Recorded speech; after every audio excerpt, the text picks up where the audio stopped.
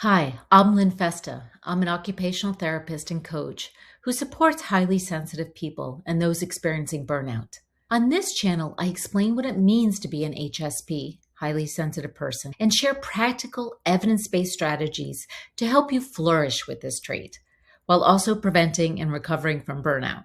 Now, what if one simple emotion could boost your mood, lower your stress, increase your generosity, and help regulate your nervous system in a very real physiological way? It exists, and it's something you've already experienced. It's called awe.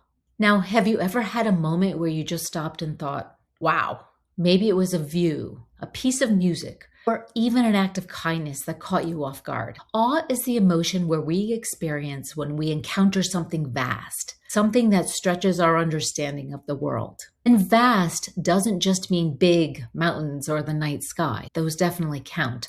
But it can also be conceptual, like a powerful idea, a meaningful interaction, or a moment of deep human connection. There are two parts to awe. First is vastness, something bigger than us. Second is transcendence, that moment when our thinking shifts and we accommodate new information. What I love is that awe is universal. It exists across all cultures and people experience it. It's part of being human. So why does awe matter? First, it brings us closer together. We are up to 4 times more likely to feel connected to others after experiencing awe.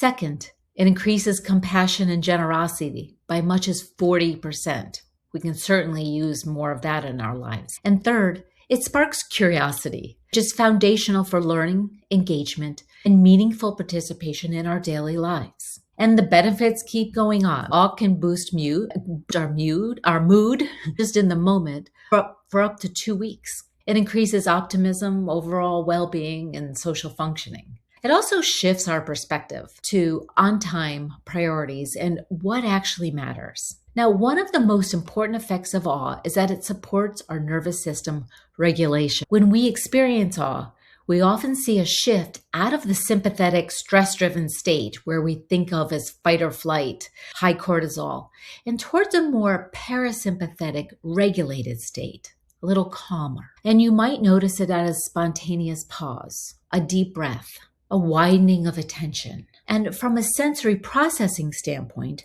awe can act as an organizing input. It gently captures attention without overwhelming it, helping the system move towards a more balanced, integrated state. It also creates what we might call a just right challenge, a novel enough to engage the brain, but not so threatening that it triggers defense. It can get us into flow. And that small self perspective we see in awe, that can reduce the internal load. It softens our hypervigilance. It decreases our over-identification with the stressors and creates space for regulation. We also see other effects: reduced stress, improved mood, and even physiological changes. Research from Dr. Dacher Keltner, Jonah Paquette, and studies by Jennifer Steller suggest that awe may even help decrease inflammation in the body.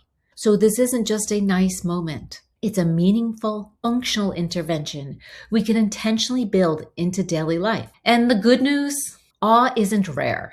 We just don't always recognize it. We tend to think it has to be something big and vast. But awe can also exist in small, everyday experiences, something simple, something maybe we usually take for granted. So where do we start? Start with just 5 minutes a day, reflecting on past experiences of awe. Go through pictures. This builds awareness and primes the system to notice it more readily. You can create an awe library, photos or music and stories, resources you can return to as a regulatory support when you need a little pick-me-up.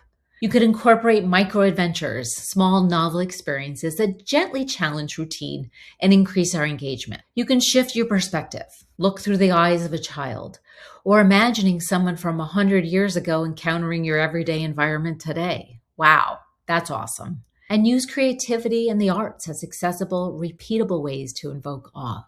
So here's a simple invitation. Build one moment of awe into your day and notice what shifts in your nervous system, your attention, and your connection to the world around you. And if this resonated with you, share it with someone who could use a little bit more wow in their day.